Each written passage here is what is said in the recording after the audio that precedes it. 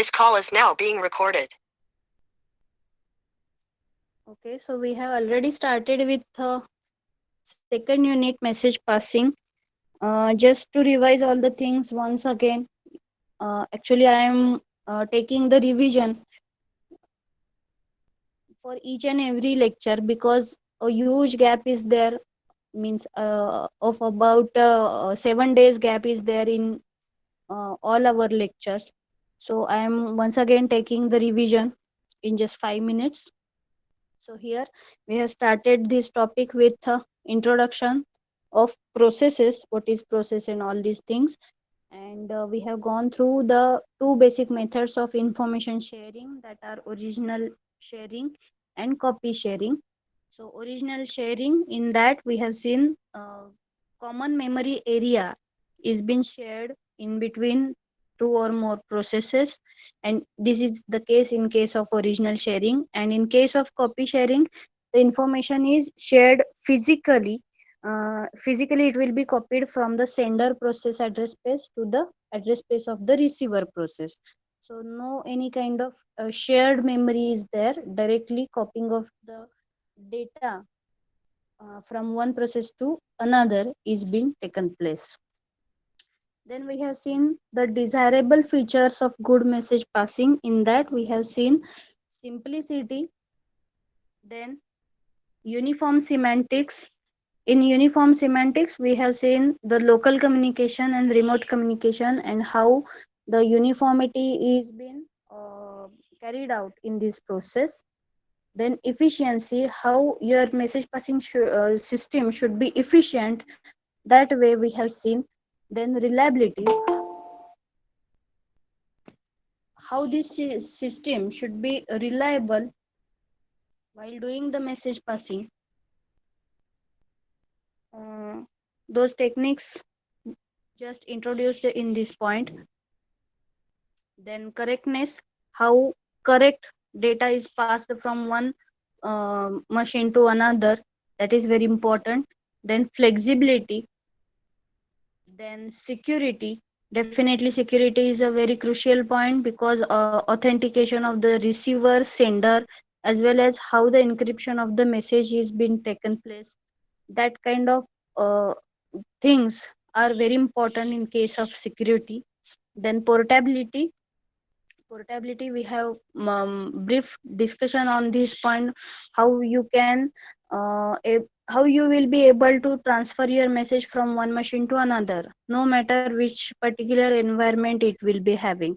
Okay, so portability is also a very good feature. And then, so all these 8 features, desirable features, we have discussed last time. Then we have seen the issues in IPC by message passing. What are the different issues that we have to face while message passing? So before that, we have seen the message format, in which the how the fixed length format is there, and how variable size collection of typed data is there, that we have seen, which have seen the each and every details of this fixed length header part, in which the addresses are there, that is for receiving process address and the sending process address, how these addresses should be there, in the sequence number or message id, how it will be stored. And then the structural information, what it includes, like the information of type of the message, and then the number of bytes or the elements present in that data. So that part we have seen.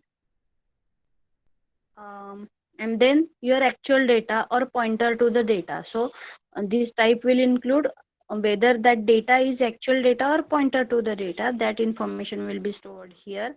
So this format we have seen already. Then we have done the brief discussion related to the issues, that these 8 points are very important under that. Who is the sender, who is the receiver, means authentication for those sender and receiver we have seen. Then any is there one receiver or many receivers, so whether we are going for one to one, one to many, or multicast type of message passing, that will be checked over here. Then is the message guaranteed to have been accepted by its receiver? So how we can guarantee about this kind of message delivery to the respective receiver, that will be checked. Does the sender need to wait for a reply, any kind of acknowledgement? If it is there, then it will be included. What should be done if catastrophic events such as node crash or communication link failure occurs? So how we are going to tackle with such kind of um, problems occurred while transferring your message from one location to another? Then what should be done if the receiver is not ready to accept the message? Okay, so what should be done, like whether that message will be discarded or stored in the buffer? So all these techniques or all these situation and their solutions will already be defined somewhere, and accordingly the action should be taken place. And finally, if there are several outstanding messages for a receiver, can it choose the order in which to service the outstanding messages? How the priority should be given, or just by first come first serve basis? This message delivery, message passing system should work. That should be decided prior. So these are all the issues in IPC by message passing. Then we have started with the synchronization, in which blocking type and non-blocking types we have discussed. We have seen their differences as well. So blocking in that case, in case of send primitives, so after the execution of send statement, the sending process is blocked until it receives an acknowledgement from the receiver that message has been received.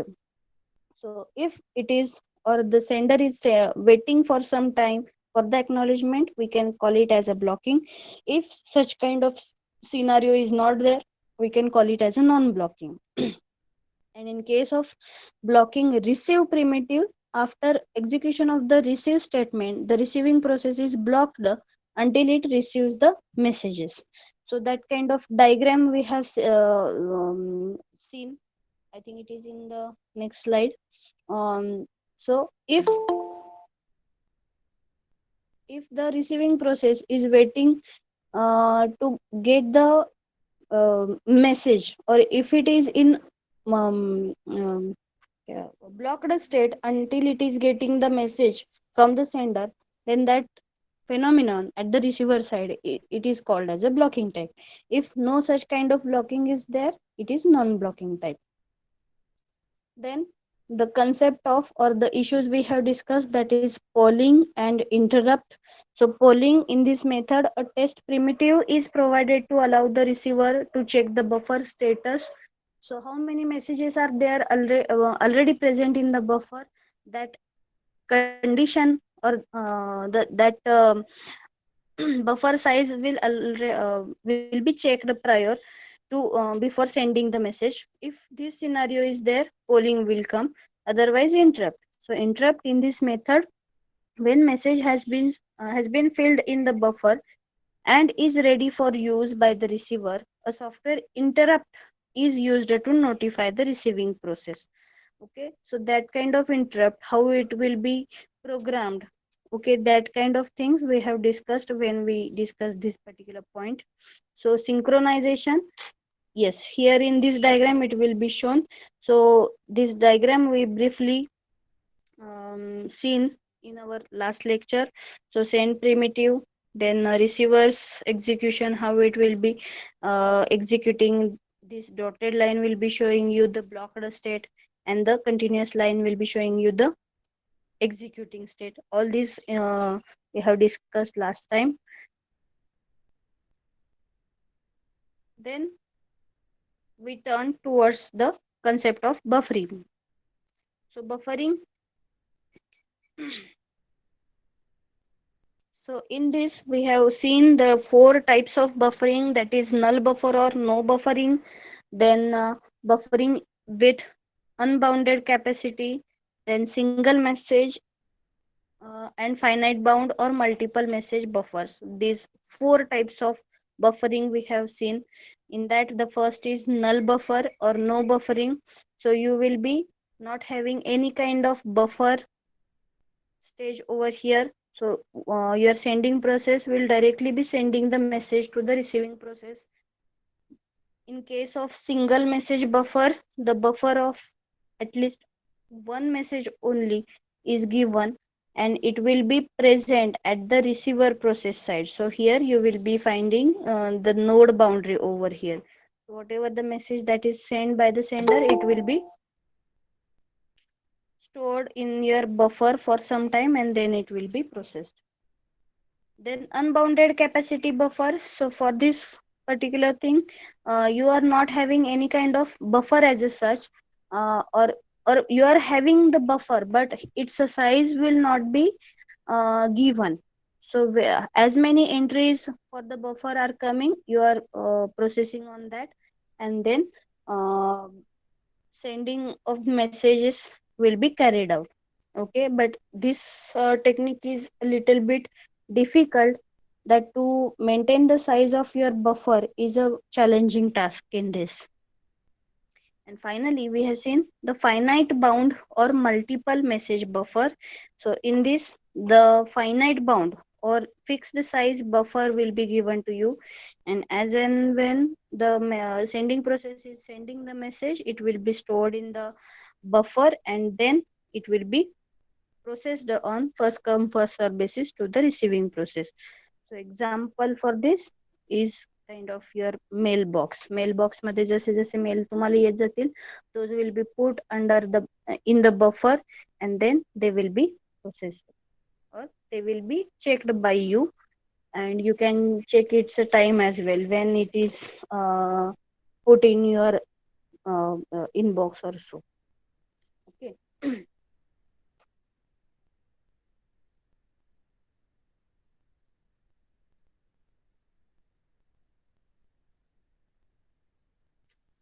So again, in this, we have seen the unsuccessful communication and flow controlled communication.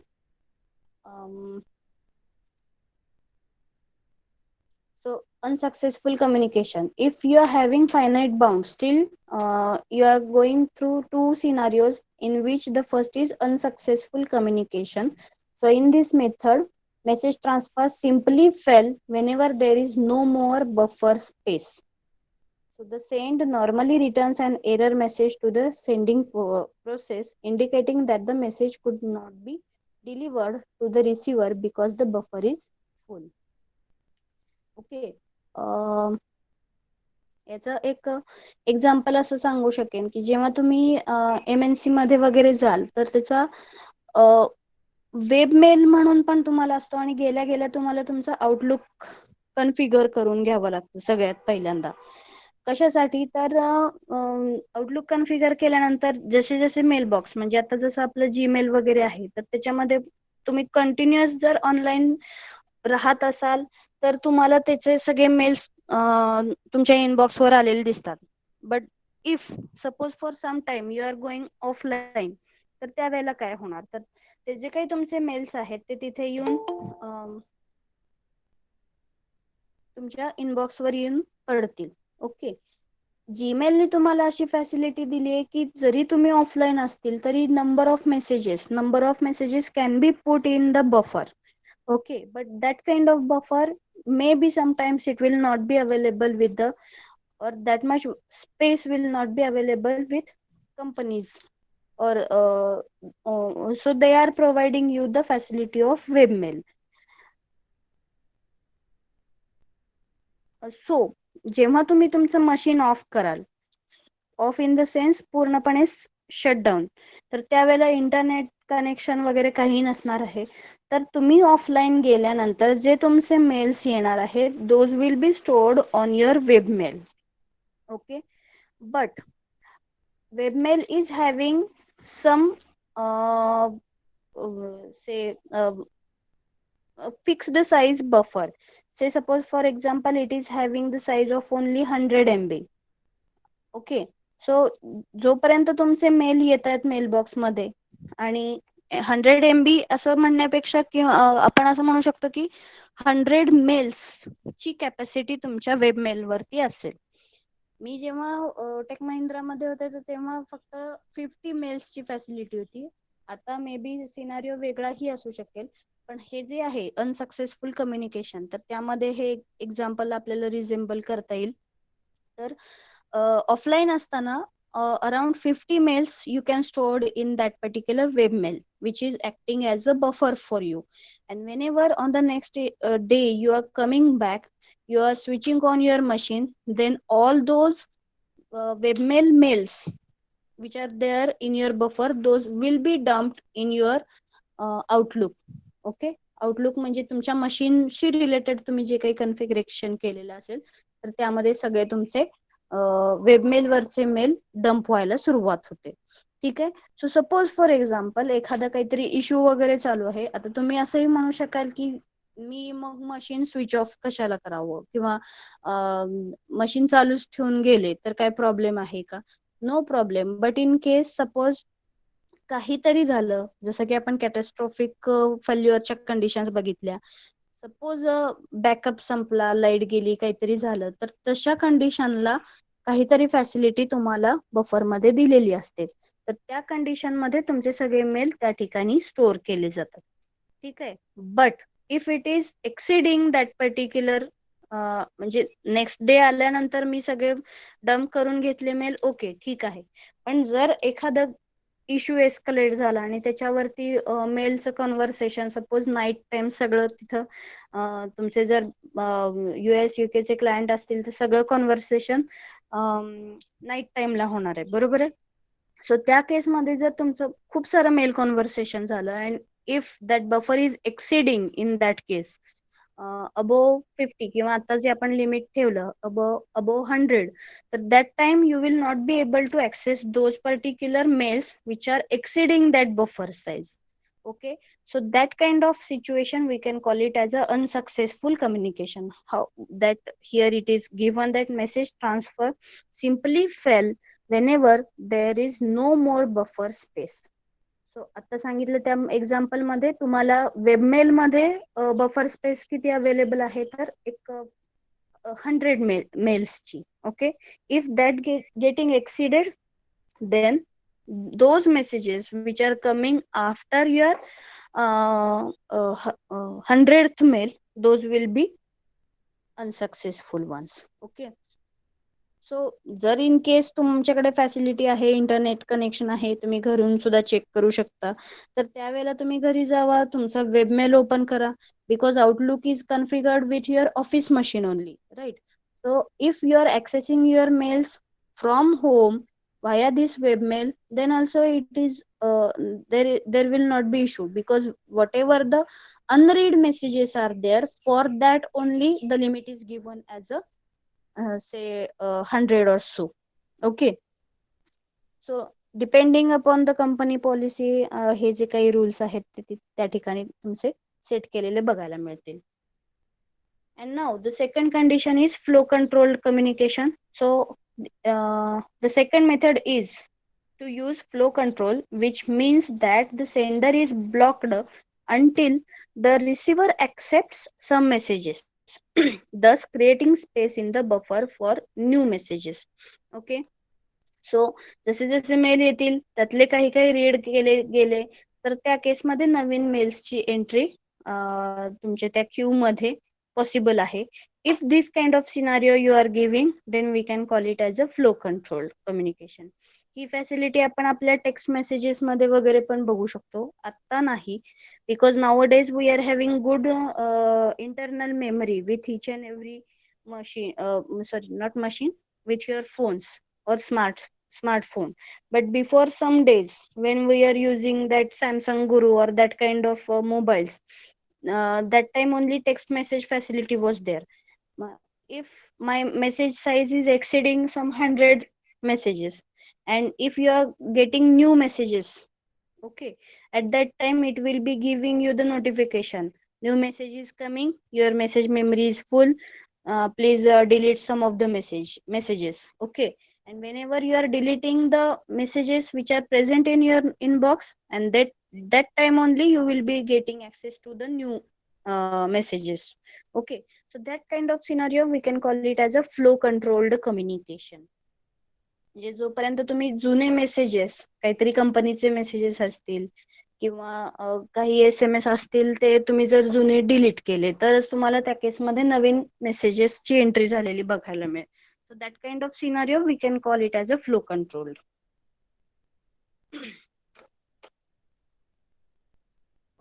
Then we have seen the concepts of multi-datagram messages, that is MTU.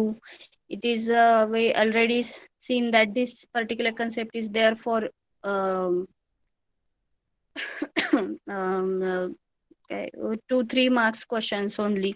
So some definitions are there, like um, a message whose size is greater than MTU, maximum transfer unit, has to be fragmented into multiples of MTU, and then each fragment has to be sent separately. So, in this way, each packet is known as a datagram. So, uh, here the messages smaller than the MTU of the network can be sent in a single packet, which are known as a single datagram messages. And if, on the other hand, message larger than the MTU of the network have to be fragmented and sent in multiple packets, then such messages are called as a multi-datagram messages. Okay, so these concepts we have seen. Then we have seen the encoding and decoding of message data. Why we need encoding and decoding of data? So because of these two reasons, we are going for encoding and decoding. So its definition also we have seen.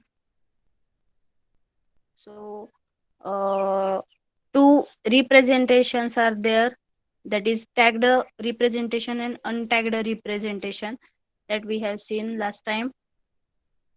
And then we have seen the concept of process addressing. Okay, so in this explicit addressing, we have seen how the explicit addressing takes place, which particular primitives we are uh, going through. So they are sent and received with process ID and the message, where this process ID is nothing but the to whom you are going to send this particular message and receive. In this also the same arguments are there, process ID and message, but here this process ID will be from whom you are getting the message.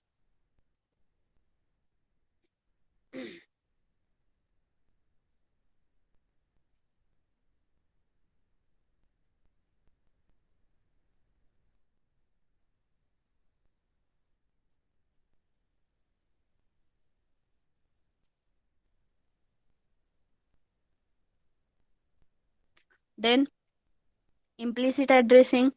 So in this also we have seen two primitives, that is send any and receive any. So in case of send any, the service ID and the message will be the arguments. So send a message to any process that provides the service of type service ID, and here for receiving, this particular process ID will be from the sender itself. Then how this particular addressing is been done? So two ways we have seen in that. The first is your machine ID at the rate local ID. We had a brief discussion on this last time. So machine ID underscore local ID. So what is this local ID? It is the part of process identifier or port identifier of the receiving process. Okay, and then machine ID is the part of the address is used by the sending machine's kernel to send the message to the receiving process machine. So these two phenomenon we have seen. So with this technique, that is this machine ID underscore local ID, we had a feature, attractive feature of no global coordination is needed in this case, but still it is having a drawback, like it does not allow a process to migrate from one machine to another. So if such a need arises, for instance, one or more processes of a heavily loaded machine may be migrated to the highly loaded machine. So this is the drawback we have found last time. So to overcome this particular drawback, we have another technique by which we are using the combination of like machine ID at the rate local ID at machine ID. Okay, so this machine ID is repeated but it is having separate meaning. So this first machine ID is the first field, identifies the node on which the process is created. Second is local ID, it gives the second field, which is the local identifier generated by the node on which the process is created. And third is the machine ID. This third field identifies the last known location of the process. So we have elaborated this with the example we have taken from our laboratory machine. Hope you remember we have shifted one machine from say database lab of CSC department to say uh, project lab of the ENTC department. So that scenario we have seen how this particular addressing takes place. That concept we have discussed last time thoroughly.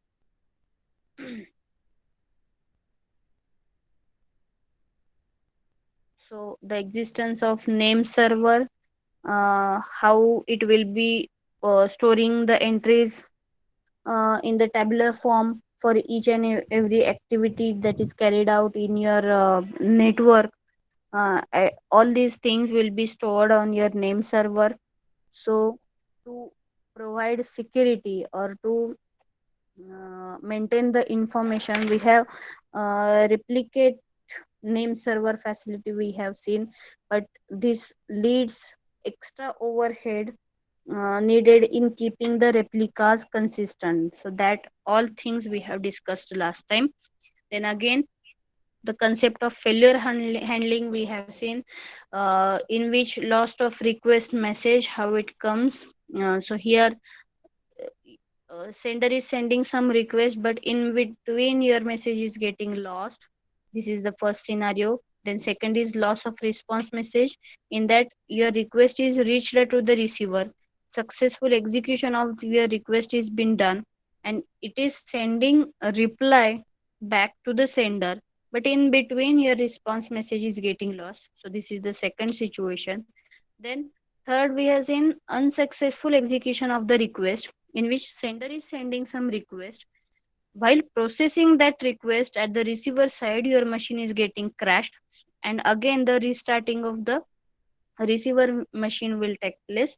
So this is the third scenario, and these three scenarios are there for failure handling. Based on this, we have seen the four message reliable IPC protocol, in which four message how they are implementing. So here client will be sending the request, server will be sending the acknowledgement that he is getting the request.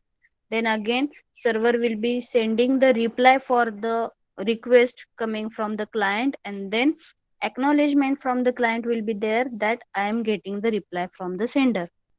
So this is the four message reliable IPC. But in this case, we have seen that there is no need to give the acknowledgement from the server side, right? So we have skipped that particular acknowledgement over here, and three message reliable IPC is being generated, in which client is sending the request, then processing will be done at the server side. He will be sending the reply, and then after getting the reply, acknowledgement will be sent from the client side that okay, I am getting the reply for whatever that I have requested. So this is the three message reliable IPC. Then again the acknowledgement from the client to the server, that we have skipped. Why? Because there is no need to get that particular acknowledgement as such, that I am getting this particular reply message. If the client is not getting that kind of reply, the he will generate his request message once again. So that kind of scenario is also there, so that your server will come to know that my reply is not reached to the client. Okay, so in this scenario, so in this way, the two message IPC protocol was used to handle. So just a request and its respective reply will be given back. So this will be showing you the blocked state at the client side. So overall, this is the example of fault tolerant communication between client and the server. So all the scenarios which we have discussed prior in the failure handling, all those are listed out over here. So maybe for 6 marks or so you may get the question like explain the fault tolerant communication between client and server. So at that time you have to draw this diagram and explain each and every scenario present in that. Okay, then we are coming to the today's topic, that is group communication. Just 1 second, I will drink some water.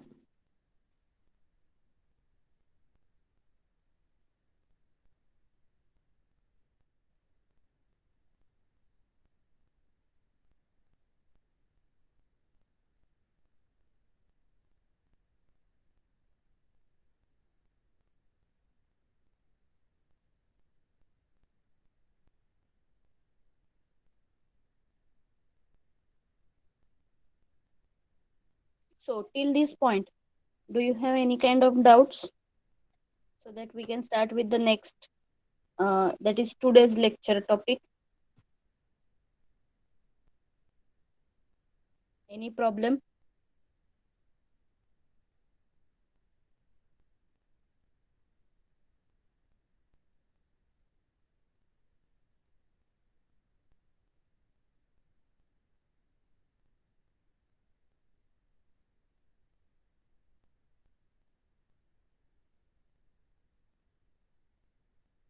Suraj Patil, are you there?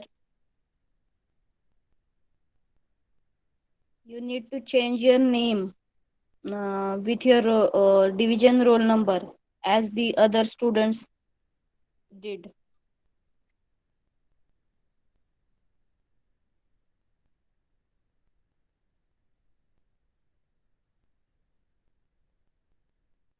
Okay, good. Uh, so now we will turn towards the today's topic, that is group communication.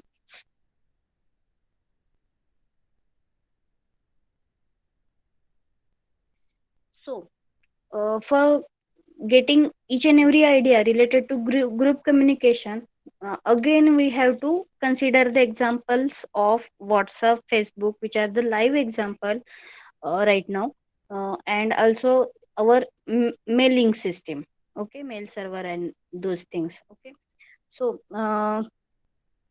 the most elementary form of message based interaction is one to one communication, which is also known as a point to point or unicast communication, in which single sender process sends the message to a single receiver process. Okay, it is given over here single sender and, sorry, one to, okay, before this one to one, uh, here it is given one to many.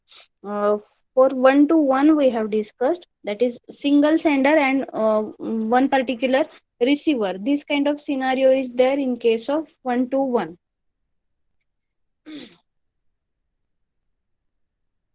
However, for performance and ease of programming, several highly parallel distributed applications require that message passing system should provide group communication facility. So, depending upon the single or multiple senders and the receivers, the three types of group communications are possible, and those are one to many, many to one, and many to many. So, in case of one to many, there is a single sender and multiple receivers. Second is many to one, in which multiple senders are there and only one single receiver is there. And the third scenario, that is many to many, that means multiple senders and multiple receivers are there. So we will start our discussion with one to many communication. So in this scheme or this type of communication, there are multiple receivers for a single message sent by the single sender. So one to many scheme is also known as multicast communication, which is given over here. Multicast, or also it is also known as a broadcast communication. Okay, multicast or broadcast, these are the names for one to many again. So multicast or broadcast communication is very useful for several practical applications. For example, suppose consider a server manager managing a group of server processes, all providing the same type of service. So in this case, the server manager can multicast a message to all the server processes requesting that free server volunteer to serve the current request. So at this kind of scenario, we can have this multicast type of messages. So suppose for example, we can take the example of WhatsApp also. Sender is sending the request to multiple receivers. So I am sending the request to all the students that join my DIS lecture. So I am the sender and you all will be acting as a receiver. So you are going through that particular hyperlink and joining my lecture. So at that time you all will be receiver. सो जर मला अशी काहीतरी request पाठवायची आहे की ज्यामध्ये at a time सगळ्यांकडून response येणं अपेक्षित आहे, किंवा for example etch and every one is following the same काय म्हणायला same environment in such a way that suppose I'm initiating this request for Google Meet. Okay, so that time the requirement is your browser should support this Google Meet, or you should have that Google Meet app on your system or your this machine. Okay, but if I'm initiating my request through Zoom app, then obviously you all should have that Zoom app on your mobile phones, right? Otherwise you have to process that by using browser, but it will give a bit difficulty in handling all these things. That means if you are asking some kind of question or so, that time it will be difficult, so you must have that particular app with you. Okay, so if I'm going for such kind of scenario that each and every person who is the receiver for the scenario is under the same environment, that time I can go for multicasting or broadcasting my message. So this scenario is nothing but the one to many. Okay. um, Again, so here for this purpose you have to go for the group management. आता मी काहीतरी message send करते, मी तुम्हाला ए डिव्हिजनला काहीतरी message करते. सो from out of say for example 3-4 thousand students, I should concentrate on only my 69 students. Okay, so for that purpose I will be making one group of those students who are belonging to BECSE A division only. Okay, so तेवढ्याच स्टुडंटचा काढून एक group आपण तयार केलेला आहे. ठीक आहे. So this is nothing but the group management. So in case of one-to-many communication, the receiver processes of a message form a group. जसं की आपला WhatsAppचा आहे. Such groups are two types, that is closed and open group. Okay, so closed group is one in which only the members of the group can send message to the group. Okay, an outside process cannot send a message to the group as a whole, although it may send a message to an individual member of the group. So on the other hand, open group is one in which any process in the system can send a message to the group as a whole. So there are two scenarios in this, that is closed group and open group. Okay, so our example, our class group is coming under which category, closed or open group?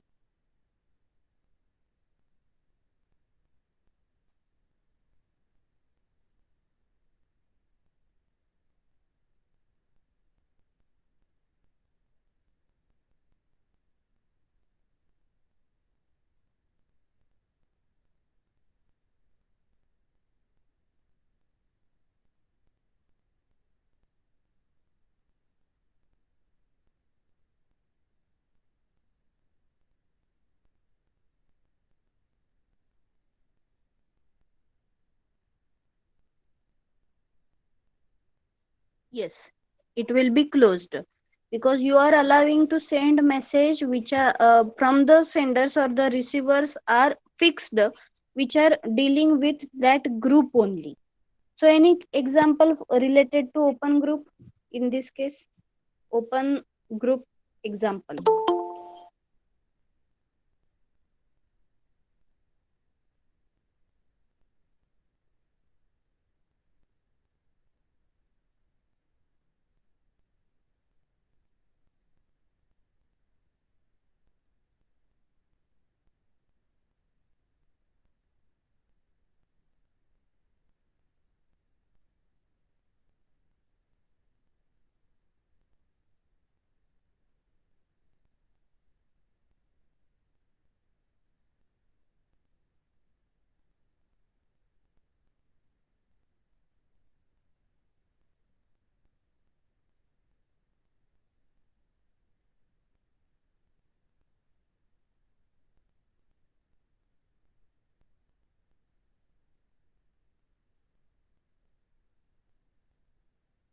Yes, that's correct. Social service groups like your Facebook. Okay. Uh, anybody who is able to access that particular post from the Facebook page, they will be able to see, they will be able to comment all these things. Okay. खूप सारे groups आता सध्या social website वरती चालू आहेत. तर त्यामध्ये तुम्ही कुठलाही व्हिडिओ बघू शकता. फक्त सर्चला टाका. युट्यूब साठी पण तेच आहे. कुठलाही व्हिडिओला बघा, त्याच्यावरती कमेंट आउट करा. So this will be an example of like open group. Okay.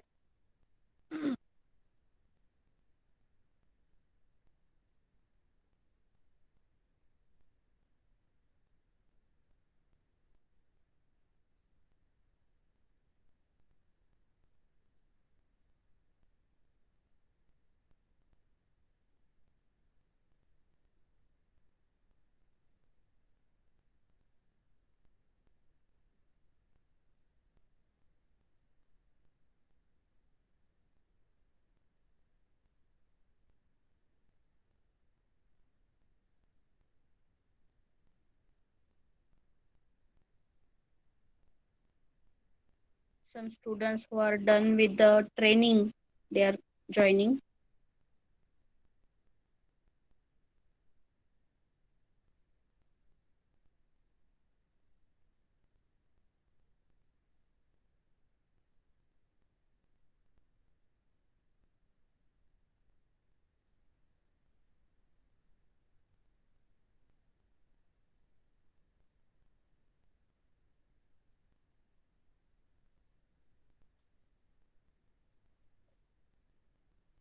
Okay. So open group and closed group. With examples, we have seen both the scenarios.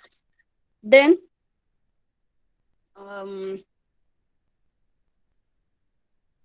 okay, so whether to use a closed group or open group is application dependent, right? So we have seen both the cases. If we are going for WhatsApp type of example, you can go for closed group. If you are going for the thing like you have to share, or suppose for example you have created your own video and you want to go viral. Okay, so you have posted that on YouTube or say for example on Facebook. So depending upon the application or the requirement from the sender, so you are that closed group or open group will be application dependent. So a message passing system with group communication facility provides the flexibility to create and delete the group.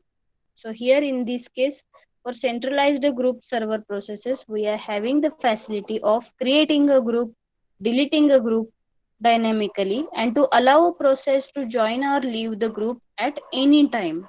So obviously, the message passing system must have a mechanism to manage the groups and their membership information. So how many students are there related to my group? To whom should I allow, to whom should I not? So all these rights, in case of WhatsApp example, all these rights I have given to the admin of that group, right? So that admin of the group, or here the server, group server, will be responsible for creating the group, deleting the group, allowing or adding the member in the group, or also removing the member from the group. So these are the tasks from your group server process. So a simple mechanism for this is to use a centralized group server process who is dealing with all these actions.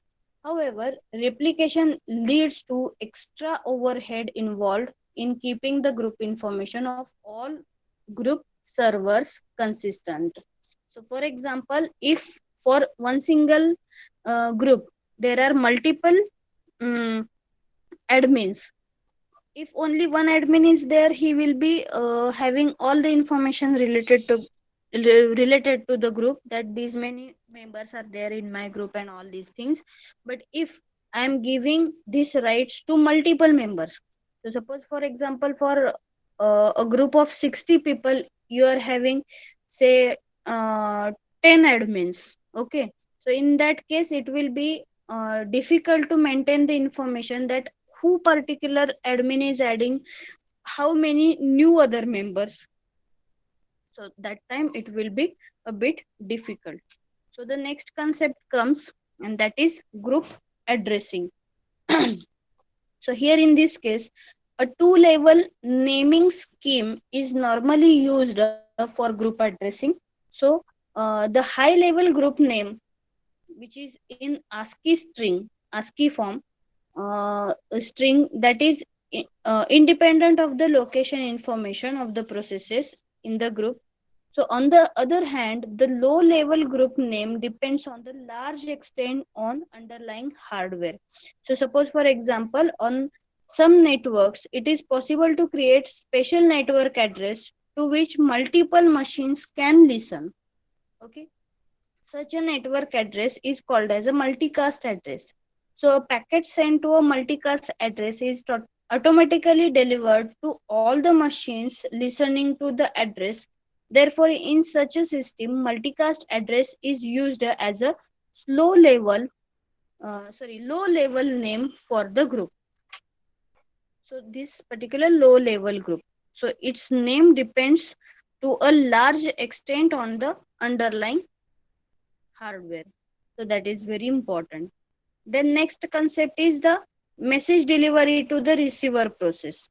So in this case, user application use high level group names in the programs. So the centralized group server maintains the mapping of high level group names to their low level names. The group server also maintains a list of the process identifiers of all the processes for which each group is there. So when a sender sends the message to a group specifying that its high level name, the kernel of the sending machine contacts the group server to obtain the low level name of the group, and then the list of process identifiers of the processes belonging to the group will be provided. The list of process identifiers is inserted in the message packet. If the low level group name is either a multicast address or a broadcast address, the kernel simply sends the packet to the multicast or broadcast address. On the other hand, if the low level group name is a list of machine identifiers, the kernel sends a copy with a packet separately to each machine in the list. So suppose for example, here in this case, message delivery to the receiver process. So if I am dealing with BE class and want to send some message to the second year student group, so at that time I will be asking the information to the group admin that how many or which particular students are there with your group. Individually I will contact to that particular server means here in this case that person will be the admin of the next group, and then if I'm getting the proper information, then I will be delivering the message to the right location. Okay. So here in this case, notice that a server is not at all aware of either the size of the group or actual mechanism used for group addressing. The sender simply sends the message to a group specifying its high level name, and operating system takes the responsibility to deliver the message to all the group members. So suppose here in this case, we can take the example of message is coming from the HODs also to maybe to the staff or the students. So if any message is there from the principal, he will not directly interact with each and every student. Okay, he will send his message to the group in which all the HODs are there. From the HODs, they will pick up the message related to their department, maybe, and they will send it to the staff group. Staff, आता या केसमध्ये जर प्रत्येक क्लाससाठी separate काहीतरी message टाकला असेल तर staff will segregate all these messages and then will be transferring the respective message to their class group. Okay, so in this way the main original message will be diverted to the respective group only. Okay, so in this way the message delivery to the respective receiver process will be done. Next concept is buffered and unbuffered multicast. So multicasting is an asynchronous communication mechanism. This is because multicast send cannot be synchronous due to the reasons given over here. So it is first, it is unrealistic to expect a sending process to wait until all the receiving processes that belong to the multicast group are ready to receive the multicast messages. And secondly, the sending process may not be aware of all the receiving processes that belonging to the multicast group. So to whom should I send the message and to whom should I not? That will be condition. काय आहे?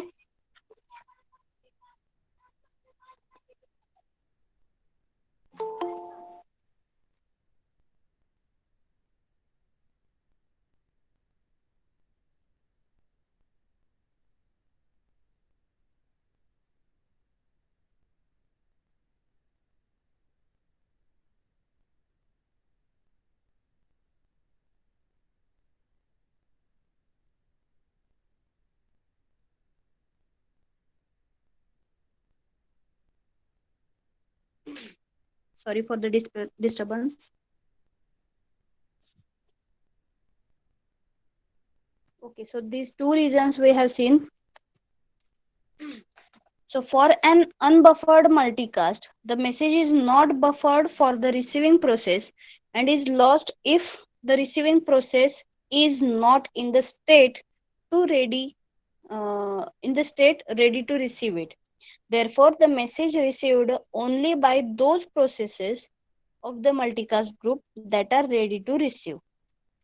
हे कधी possible होईल? Suppose for example तुमचा काहीतरी एक group आहे, तर त्यामध्ये जे कोणी, आता मी जर सांगितलं की एक 12 वाजता आपली मीटिंग आहे, तर त्यामध्ये त्या पर्टिक्युलर टाइमला ज्यांचं इंटरनेट ऑन कनेक्शन ऑन असेल, ज्यांना तो मेसेज डिलिव्हर झालेला आहे, those people only will be able to join the meeting, other will not be. Okay, so this is the unbuffered multicast scenario. And then for a buffered multicast, the message is buffered for the receiving process, so each process of the multicast group will eventually receive the message. So buffered multicast, I will send the message much prior to the time of the meeting, and then or else I will send this particular message that attend the meeting sharp at 6 o'clock. Okay, through WhatsApp as well as through mail, so that I will ensure that that message is delivered to each and every one. तर व्हॉट्सअपच्या केसमध्ये माझ्याकडे ही पण facility आहे की मी info बघू शकेन की to whom it is delivered and to whom it is not. If it is not delivered to, say for example, 2-3 people because of some reasons, then I will personally try to call them, and then I will try to send that message to them. जर का internet facility नसेल किंवा काहीतरी problem आला असेल की जेणेकरून त्यांनी व्हॉट्सअप मेसेज पण नाही बघितलं आणि मेल कॉन्व्हर्सेशन पण नाही बघितलं, तर त्यावेळेला I can go for this kind of scenario. Then buffered multicast, unbuffered. Next is send to all and bulletin board semantics. It is very nice scenario. So the first is send to all semantics, in which the copy of the message is sent to each process of the multicast group, and the message is buffered until it is accepted by the process. Okay. So again we can take here the example of WhatsApp. काहीतरी एक message तुम्हाला केलाय, suppose एखादं document दिलंय, या चॅप्टरच्या notes दिलेल्या आहेत. Okay. I will first ensure that each and every student of my class is there in this group. If yes, then I will send that particular document to your class group. Okay. So as and when जेव्हा तुम्हाला internet connection मिळेल, जेव्हा तुम्ही त्या ह्याच्यामध्ये याल, रेंजमध्ये याल, तेव्हा तुम्हाला तुमचं डॉक्युमेंट मिळेल. That is okay. So this is how I will ensure that my document is reached to each and every person in my group. So this is one way, like I will be using WhatsApp, as well as I can go with the mail conversation also. I will send this document on cs17 at the rate coep.suri.ac.in, that particular mail address. Okay. This way also each and every student of my class will receive that particular document. So this is the send to all semantic. And second is bulletin board semantic. So bulletin board is nothing but it is just like our notice board. So a message to be multicast is addressed to a channel instead of being sent to every individual process. Every individual process म्हणजे काय की send to all मध्ये मी जेव्हा address करते, एखादा mail address देते, तेव्हा each and every इंडिव्हिज्युअलला मी डायरेक्टली कॉन्टॅक्ट करते. किंवा व्हॉट्सअपमध्ये सुद्धा मी एखादा मेसेज केल्यानंतर each and every individual person who is belonging to that group will receive the message. But in case of bulletin board this is not the scenario. Here I will be using a channel instead of being sent to every individual process of the multicast group. And as the name suggests, as it is a bulletin board, so from a logical point of view, we can say the channel plays the role of bulletin board.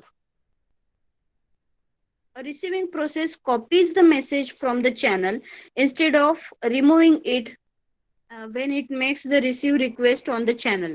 So thus a multicast message remains available to other processes as if it has been posted on the bulletin board. जसे की आपला notice board आहे. Suppose for example I am posting you the IIC1 time table. Okay. So in that case, I may post it through WhatsApp, but as a scenario, I will put one copy of that IC timetable on notice board. Okay. So not only the students related to that group, but all other students will also come to know that this is the notice for the student, no matter from which particular class they are belonging to. So your timetable may be seen by second year, third year students as well. Okay. But somehow it will reach to each and every student. And again, here you are not going to discard that particular message. असं काही होतं का की तुम्ही notice बोर्डवर काहीतरी लावलंय, definitely that notice board which is containing some important notices for the students, it will every time it will be posted on the notice board which is having some kind of a security म्हणजे काय की glass notice board वगैरे आहेत ज्याला की की टाकून म्हणजे काय म्हणू आपण त्याला काहीतरी किल्ली वगैरे असते आणि मगच तुम्ही ते नोटीस बोर्ड ओपन करू शकता. आणि मग authenticated people only can paste the notices on the board. So if this kind of scenario is there, it is bulletin board. So no other person or belonging to that person will be able to discard the message, and it will be reached to those who will be seeing that particular bulletin board. Okay. So in case of bulletin board semantic, it is more flexible than the send to all semantics because it takes care of the two factors. That is, first is the relevance of the message to a particular receiver may depend on the receiver's state. म्हणजे आता आपण जसं बघितलं, so suppose this notice is related to B students, then also SAT will check, but that notice is not belonging to them, so that will be discarded from their own memory. Okay. And the second scenario is messages not accepted within a certain time after the transmission may no longer be useful. Their value may dependent on the sender's state. जितका time आहे, म्हणजे आता suppose ISCचा एक 5 दिवसानंतर चालू होणार असेल, तर तेवढ्या टाइम मध्ये तो माझा मेसेज पूर्णपणे बुलेटिन बोर्डवरती, नोटीस बोर्डवरती असणार आहे. त्याच्या प्रायर मी तो डिस्कार्ड करणार नाही. But here in case of WhatsApp also, if the sender discard that message, ज्यांनी कोणी डाउनलोड केली नसेल अटॅचमेंट त्यांना मिळणार नाही. बरोबर आहे. And they will again post the request that send it again, right? If we consider the example of mailbox here, then if I'm sending one particular mail to the to all belonging to CS17, that time here with this I am not having the facility of discarding my mail. Okay. So जेव्हा माझा mail पोहोचेल सगळ्यांपर्यंत, तो त्यांच्या inbox मध्ये आहे, त्या केसमध्ये ते डिस्कार्ड करू शकत नाहीत. But if you configure your Outlook, okay, Outlook mail box, then it will be possible to discard that message. So no matter, जसं की आपला ह्याचा व्हॉट्सअपचा मेसेज असतो त्या पद्धतीनं मेल सुद्धा डिलीट मला करता येतो जर माझा आउटलुक कन्फिगर असेल तर. ओके. मी काहीतरी मेल केला, पण मला असं वाटलं की जो मेल मी केलेला आहे तो चुकीचा आहे, तर तो पुन्हा डिस्कार्ड करून नवीन मेसेज तयार करून मी पुन्हा सेंड करायची फॅसिलिटी कन्फिगरेशन केल्यानंतर मला मिळू शकते. Okay. So these are the two scenarios और semantics we can say in case of one to many. Then flexible reliability and in multicast communication. So here it will be having say 4 points under this. So different applications require different degrees of reliability. Therefore multicast primitives normally provide the flexibility for user defined reliability. So thus the sender of a multicast message can specify the number of receivers from which a response message is expected. So in case of one-to-many communication, the degree of reliability is normally expressed in the form. The first is the zero reliable. So here in this case, zero reliable, no response is expected by the sender from from any of the receivers. So this is useful for the applications using asynchronous multicast in which the sender does not wait for any response after multicast the message. So example of this type of application is time signal generator. एक example दिलेला आहे. Again, I can take the example of mail also. If I am posting one notice, posting म्हणण्यापेक्षा एखादी notice असेल, suppose related to your IIC time table something. IIC नाही आहे आता, don't worry, but if such kind of notice is there, I will post it on through mail. Okay. So here in this case I will not wait, or yes, I will not wait for any kind of responses from the students. Madam आताच काय ठेवली, आताच का असं केलं तसं केलं, अशा पद्धतीचे रिस्पॉन्सेस त्या केसमध्ये मी एंटरटेन करणार नाही. जर मी ते व्हॉट्सअपवर वगैरे सेंड केलं असेल तर मे बी तिथे काही स्टुडंट्स वगैरे रिप्लाय किंवा त्यांचे कमेंट्स टाकू शकतात. पण जर मी मेल वापरत असेल तर here I will be zero reliable. Okay. Second is aspects a response from any of the receivers. जसं की आता आपण लेक्चर चालू असताना मी जर म्हटले do you have any doubt, तर त्या केसमध्ये मी झिरो रिलायबल असणार नाही. I will expect atleast one response from somebody. Then third one is M out of N reliable. M out of N म्हणजेच काय?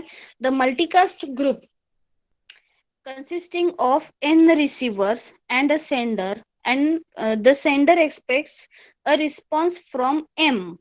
That is the relation of m to n is given over here, that is 1 less than m less than n. So जर 1 असेल तर ते 1 reliable मध्ये जाईल, त्यामुळे less than or equal to चं रिलेशन इथे टाकलेलं नाही. सो 1 less than m less than n. So if this class is consisting of 35 students something, so I may expect more than one responses from the students for a particular query of the end resource. So majority consensus algorithms used for the consistency control of the replicated information use this form of reliability with the value m equal to n by 2. So maximum responses मला किती expected असणार आहे त्या केसमध्ये, it will B n by 2. That is 50% of the responses will be expected. And finally, the fourth one is all reliable. That means the sender expects a response from all the receivers of the multicast group. For example, suppose a message for updating the replicas of the files is multicast to all the file servers having a replica of the file. So naturally, such a sender process will expect a response from all the concerned file servers. If I am asking for updation of some particular information on, say, for example, shared document, so I will be expecting responses from all the students. Okay.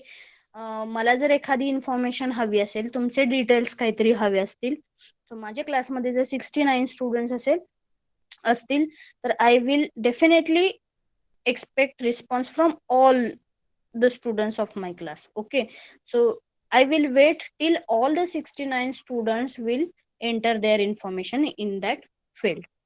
Okay, again one more example we can say that आता जर मी असं announce केलं की attendance टाका, अजून केलेलं नाही, तर त्यावेळेला जितके नंबर ऑफ स्टुडंट्स प्रेझेंट असतील ते सगळे त्या ठिकाणी टाकतील. बरोबर आहे. So here I may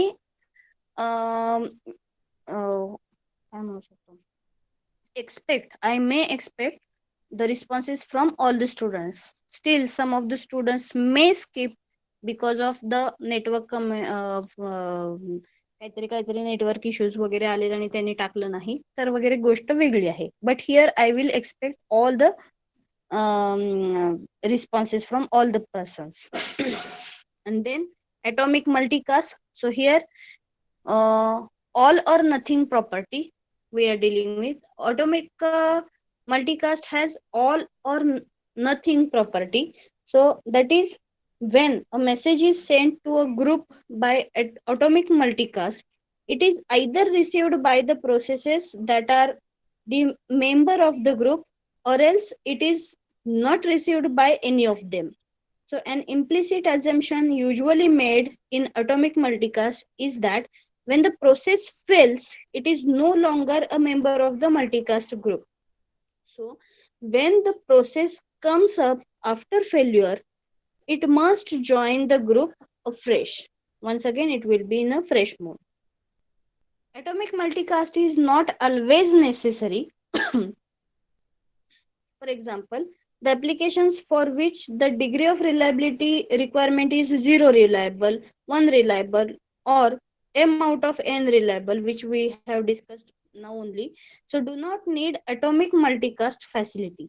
So on the other hand, applications for which the degree of reliability requirement is all reliable need atomic multicast facility. Therefore, a flexible message passing system should support both atomic as well as the non-atomic multicast facilities, and should provide the flexibility to the sender of a multicast message to specify in the send primitive whether atomicity property is required or not for the message being multicast. So, a simple method to implement atomic multicast is to multicast a message with the degree of reliability requirement being all reliable. Okay, so in this case, I will be expecting the responses from each and everyone, right? Just a moment.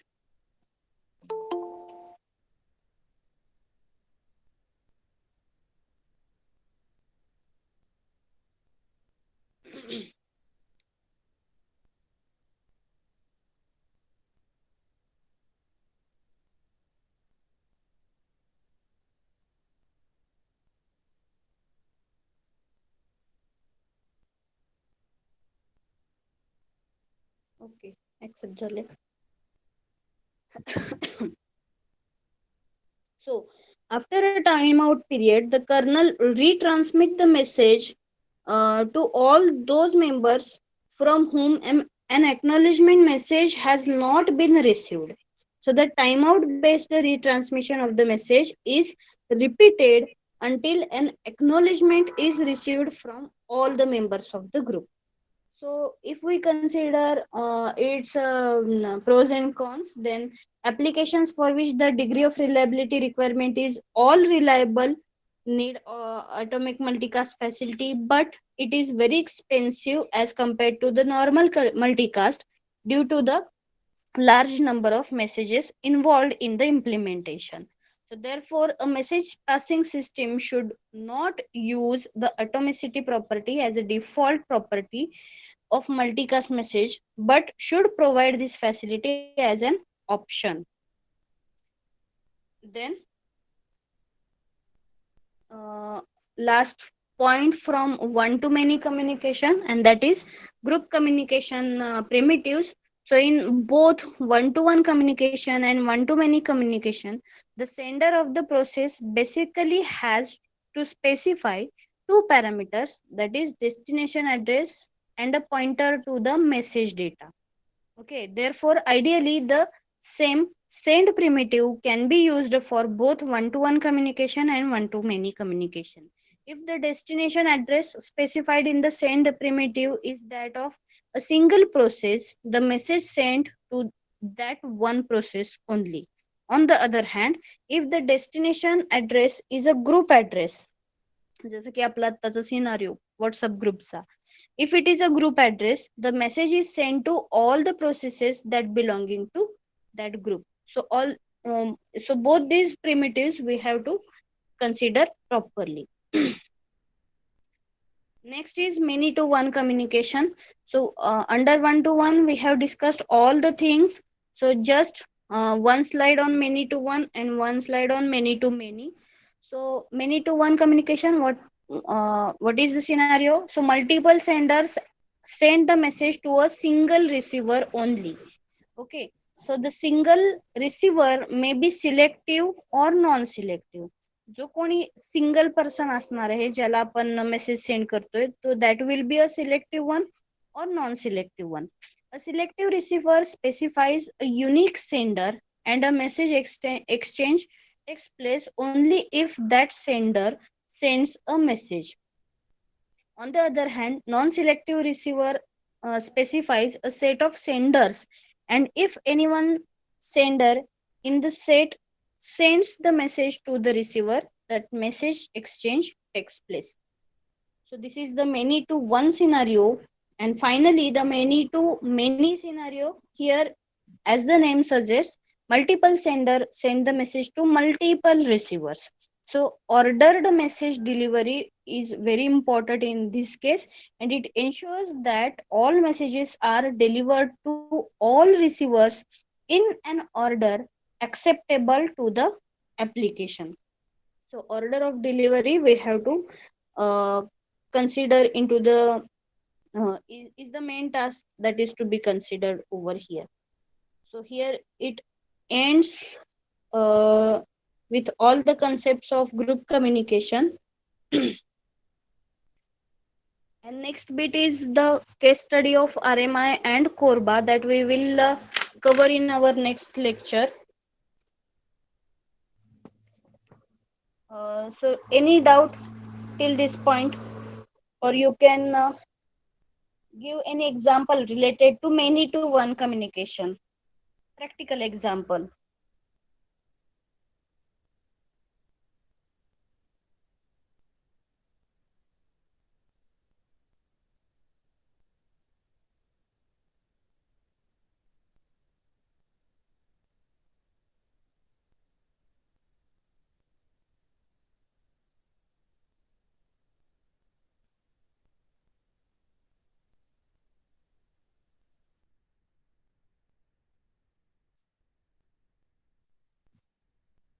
Okay, meeting chat box in case of many to one.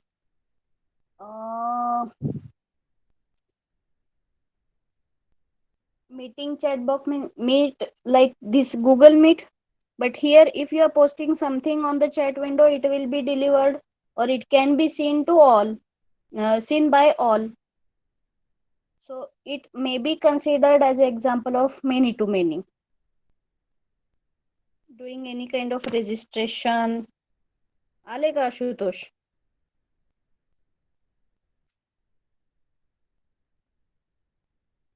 अचानक count तुमचा 41 ला जातो. सगळ्यांना तर माहित झालंय madam शेवटच्या 10 मिनिटात attendance घेत आहे.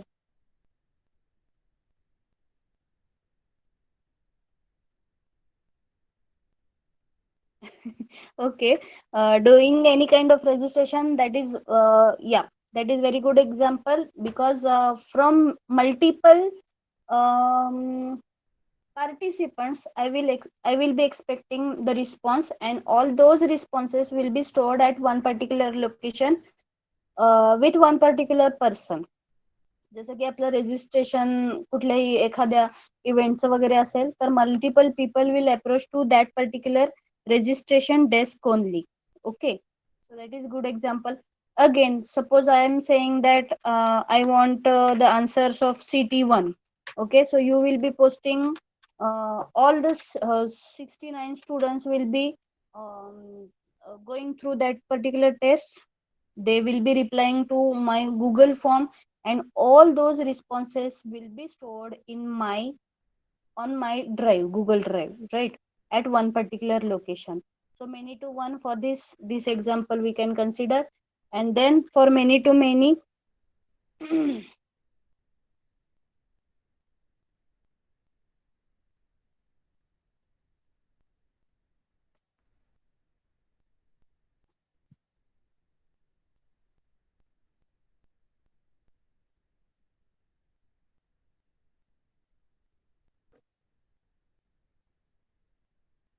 okay, meeting chat box we can consider as a one to many as well, because one person is sending पण जर सपोज फॉर एक्झाम्पल एखादी इन्फॉर्मेशन तुम्हाला अशी द्यायची आहे की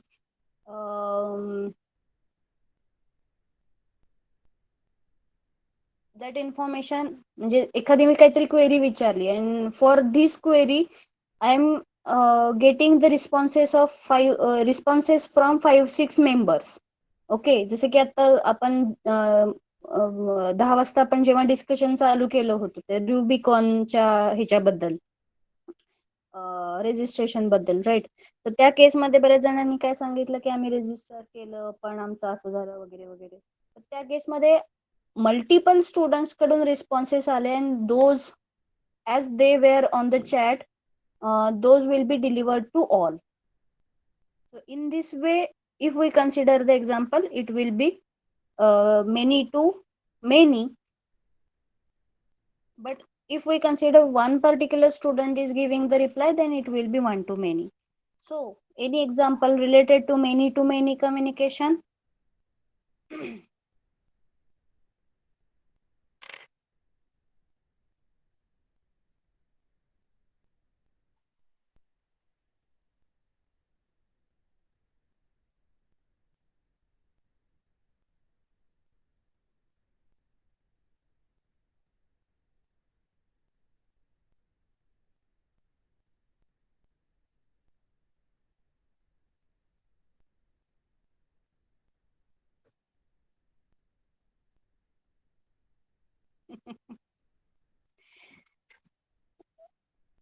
Yeah, Yogita. Open group on Facebook. That is a good example. PUBG. PUBG is related to many which are involved in that activity only. जेवढे लोक तिथे खेळतात तेवढा नसते दिसणार आहे. But here you can not consider it as a many. Offline सुद्धा जर तुम्हाला ऍक्सेस हवा असेल तर त्या केसमध्ये any open group on Facebook. That means suppose I M